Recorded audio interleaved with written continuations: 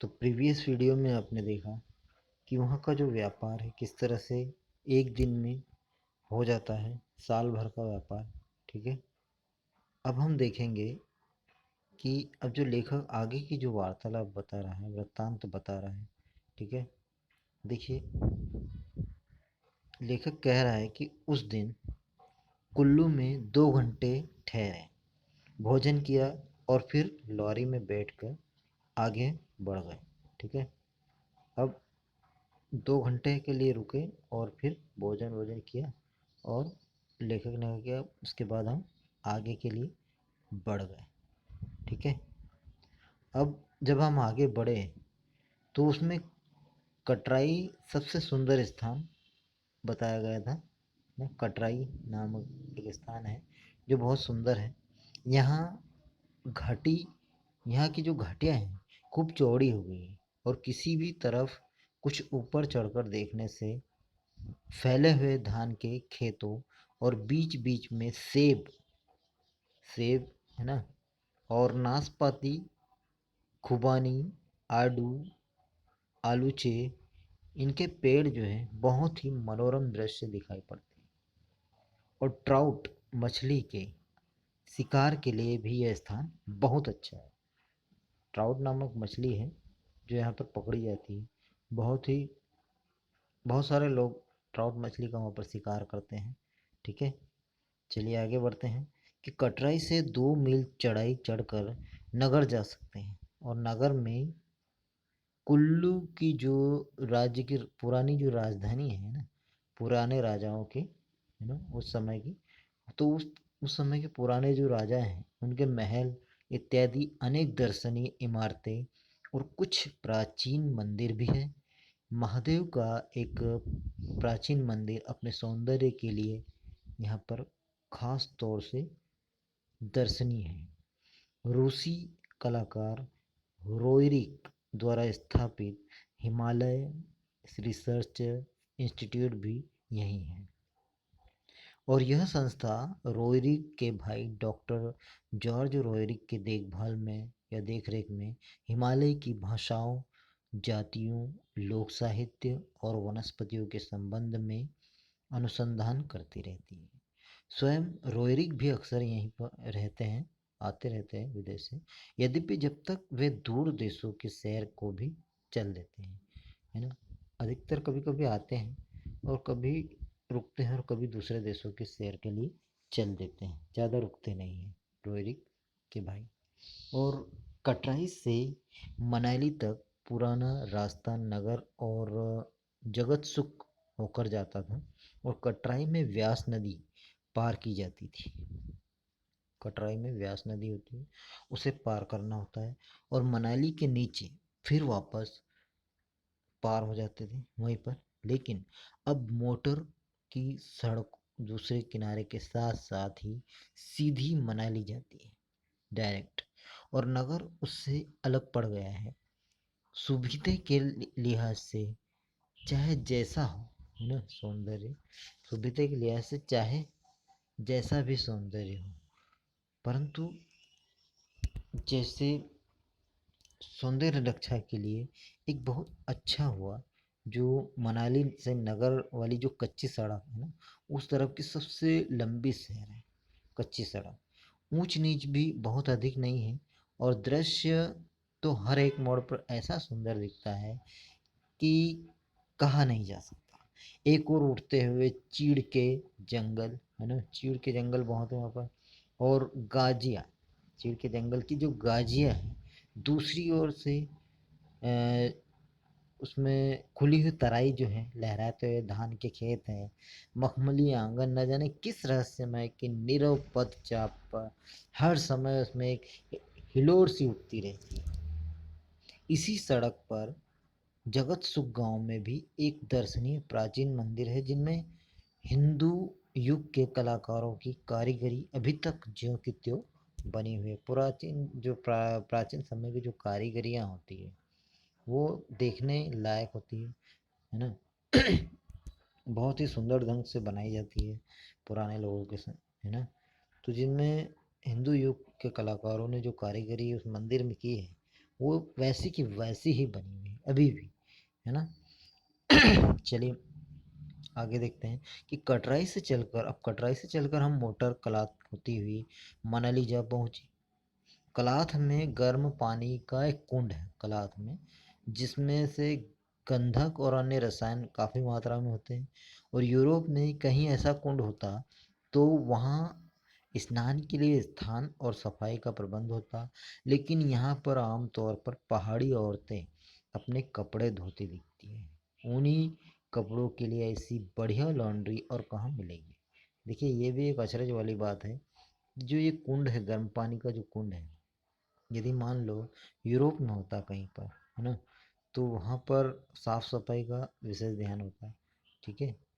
लेकिन यहाँ पर क्या है, यहाँ पर उन्होंने लॉन्ड्री बना रखी, क्या बोल, इसमें गर्म पानी में कपड़े अच्छे धुल जाते हैं, ठीक है। तो यहाँ की औरतों ने उसे लॉन्ड्री बना दिया है, वहाँ पर कपड़े धोती हैं, है ना। अब आगे देखिए, मनाली या मुनाली, है ना, मनाली या मुनाली ने यह नाम मुनाल नामक पक्षी से पाया। मुनाल नामक एक पक्षी था, ठीक है, उसके नाम पर इसका नाम रखा गया है। यहाँ ये बहुतायत से होता है, ठीक है। हिमालय का जो फैज़ेट जाति है ना, हिमालय की जो फैज़ेट जाति है, ठीक है, ये फैज़ेट जाति का ही एक पक्षी है। ये अत्यंत सुंदर होता है। इसके संबंध में में ये यहाँ के जो लोग हैं वे कई किंवदंतियाँ भी सुनने में आई है, मतलब कई बातें करते हैं, किंवदंतियाँ लगाते हैं, है ना, कई बातें करना जिसमें कि, लेकिन क्या है, समतल भूमि पर रहने वाले लोग मनाली को वहाँ के सेबों के कारण ही जानते हैं, है ना। समतल भूमि के रहने वाले जो लोग हैं वहाँ के सेब सेब के कारण ही उसे जानते हैं। सेब और नाशपाती के लिए मनाली शायद संसार में सबसे बढ़िया स्थान है। कहने का मतलब ये है, सबसे बढ़िया स्थान, है ना। आगे चलते हैं। मनाली की दो बस्तियां हैं, है ना। एक तो बाहर से आकर बसे हुए लोगों द्वारा बनाए हुए जंगलों और बाजारों, है ना, बाजारों वाली वस्तु है, ठीक है। और जो बाजार वाली जो बस्ती है, जो दाना कहलाती है, एक तरह से उसको क्या कहते हैं, दाना कहते हैं। बाजार वाली जो बस्ती है उसे दाना कहते हैं, है ना। और दूसरी उससे करीब मील भर ऊपर चलकर खास मनाली गांव की, है ना, वो मोटर दाना तक जाती है। दाना से सड़क फिर व्यास नदी पार करके रोहतांग की जो जोत है ना, रोहतांग की जो जोत है, दाना से जब व्यास नदी हम पार करते हैं तो रोहतांग की जोत से होकर लाहौर को चली जाती है। इसी मार्ग पर मनाली से 2 मील की दूरी पर वशिष्ठ नाम का गांव है ना, जहाँ गर्म पानी के कुंड है और वशिष्ठ मंदिर भी है वहाँ पर। कहते हैं कि वशिष्ठ ऋषि यहीं तपस्या करते करते पाषाण हो गए थे, मतलब पत्थर बन गए थे। ये पाषाण मूर्ति वहाँ आज भी पूजी जाती है। यहाँ पानी में गंधक की मात्रा बहुत ज़्यादा है, बहुत ज़्यादा है, और यह स्वास्थ्य के लिए बहुत अच्छा है ना, कहने का मतलब ये। तो इस तरह से वहाँ का वातावरण है। आगे देखिए, रोहतांग की जोत पर, है ना, रोहतांग की जोत पर ही व्यास कुंड है। वहीं पर वहाँ पर एक व्यास कुंड है। यहाँ से कुछ मील हटकर व्यास मुनि का स्थान है, जहाँ से व्यास नदी का उद्गम होता है, ठीक है। अब रोहतांग का जो मार्ग है बहुत रमणीक है, रमणीक यानी कि एक तरह से आनंददायक है। व्यास नदी के वेग से किस तरह पहाड़ के पहाड़ कट गए हैं वे भी देखने की चीज़ है। कहीं कहीं तो नदी 8 से 10 फुट चौड़ी दरार में 400-500 फुट नीचे जाकर अदृश्य हो गई, पता ही नहीं चलता कि नदी कहाँ गई। केवल स्वर सुनाई पड़ता है, आपको कुछ भी नहीं दिखाई देगा, सिर्फ आपको ये दिखेगा, सुनाई देगा कि पानी की कलकल की आवाज़ है, ताड़ ताड़ ताड़ ताड़ गिरती हुई। इसका कारण यह है कि व्यास नदी तीव्र गति से नीचे उतरती है, बहुत ज़्यादा फ्लो होता है इसका ना, बहुत ज़्यादा फ्लो, तीव्र गति से जाती है। इस तरह से पहाड़ी एरिया है, एक बार फिर से बता दूं, ये जैसे पहाड़ है और यहाँ से यहाँ पर नदी आ रही है, और नदी जब यहाँ पर आई तो ये पहाड़ी से जब नीचे गिरी तो इतनी दूरी पर जाती है, इतनी दूरी पर जाती है, पता ही नहीं चलता कि नदी कहाँ जा रही है। आपको सिर्फ आवाज़ सुनाई देगी, नदी आपको नहीं दिखाई देगी। इस तरह से होता है, ठीक है। तो कितने मील नीचे जा रही है, कितने फुट जा रही है, अदृश्य हो जाती, कहने का मतलब है, ठीक है। तो उसके बाद हमें क्या करना है, इसका कारण ये है, कहीं कहीं तीव्र गति से जाती है अपने मार्ग में, पहले 5 मील में जितना नीचे उतर आती है वो उतना अगले 50 मील में नहीं उतरती, और उसके बाद में 500 मील में भी नहीं उतरती, कहने का मतलब ये है। तो समुद्र तल जो है, समुद्र तल से व्यास मुनि की ऊंचाई 15,000 फुट है, ठीक है। और दाना की 6,500 यानी कि 8 मील में व्यास नदी 8,000 फुट उतर जाती है। यानी कि सड़क से रोहतांग पास ना, दाना से 13 मील है, और नदी का मार्ग छोटा है, बहुत छोटा है, सकरा है।